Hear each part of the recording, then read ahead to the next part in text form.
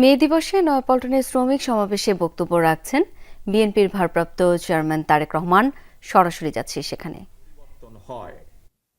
তত্ত্বাবধায়ক কিংবা অন্তর্বর্তীকালীন সরকার গঠিত হয়, এ ধরনের বিশেষ পরিস্থিতির সরকার অবৈধ নয়। তবে এ ধরনের বিশেষ পরিস্থিতির সরকার কখনোই জনগণের সরাসরি ভোটে নির্বাচিত সরকারের বিকল্প নয় এবং বিকল্প হতে পারে না।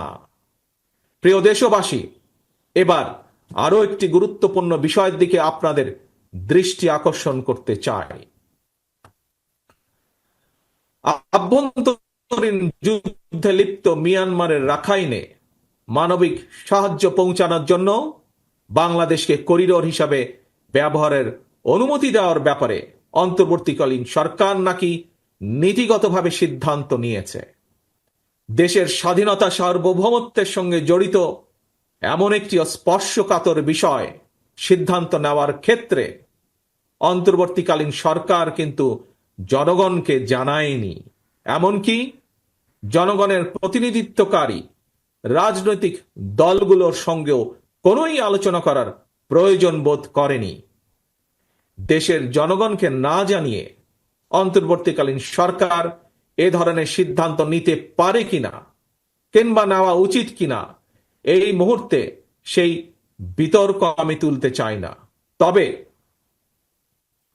দেশের স্বাধীনতা প্রিয় জনগণের কে মনে করে করিডোর, স্বাধীনতা প্রিয় জনগণ মনে করে করিডোর দেওয়া না দেওয়ার বিষয় সিদ্ধান্ত আসতে হবে জনগণের কাছ থেকে।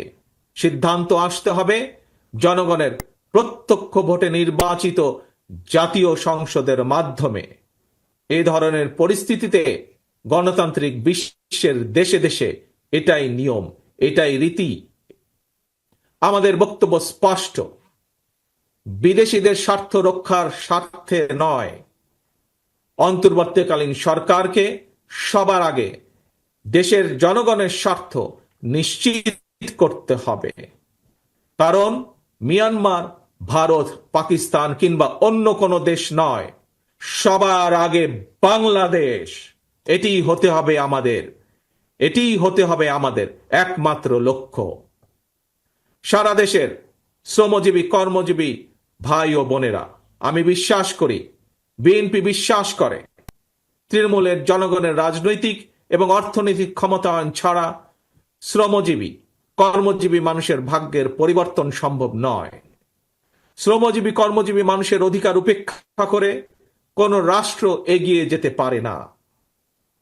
শ্রমজীবী কর্মজীবী মানুষের শ্রম, ঘাম, মেধার উপর নির্ভর করে একটি দেশের উন্নয়ন এবং অর্থনীতির শক্তিশালী ভিত্তি রচিত হয়। প্রিয় দেশবাসী, 1971 সালের অর্জিত মুক্তিযুদ্ধের বাংলাদেশ, 75 সালের 7ই নভেম্বরের আধিপত্যবাদ এবং তাবেদার মুক্ত বাংলাদেশ, 90-এর স্বৈরাচার মুক্ত বাংলাদেশ, 2024-এর 5ই আগস্টের ফ্যাসিবাদ মুক্ত বাংলাদেশ। দেশের ইতিহাসের প্রতিটি বাঁকে জনগণের একটি সুমহান আকাঙ্ক্ষা। কি সেটি হচ্ছে একটি বৈষম্যহীন, নিরাপদ, মানবিক, গণতান্ত্রিক বাংলাদেশ বিনির্মাণ। আজকের এই বিশেষ দিনে দেশের কৃষক, শ্রমিক, মেহনতি মানুষ দল, মত, ধর্ম, বর্ণ নির্বিশেষে দেশের গণতন্ত্র প্রিয় জনগণের প্রতি আহ্বান, কোন উস্কানি কিংবা অপপ্রচারে বিভ্রান্ত হবেন না।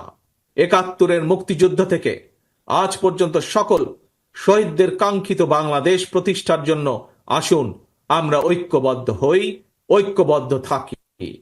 কারণ অনৈক্য সুযোগ নিয়ে পরাজিত পলাতক অপশক্তি যাতে আর পুনর্বাসিত হবার সুযোগ না পায়, এই ব্যাপারে সতর্ক এবং সজাগ থাকার আহ্বান জানিয়ে কৃষক, শ্রমিক, মেহনতি মানুষ, গণতন্ত্রী কামী জনগণের সাফল্য কামনা করে আমার বক্তব্য শেষ করছি। আল্লাহ হাফেজ। বাংলাদেশ জিন্দাবাদ। বাংলাদেশ জাতীয়তাবাদী দল জিন্দাবাদ।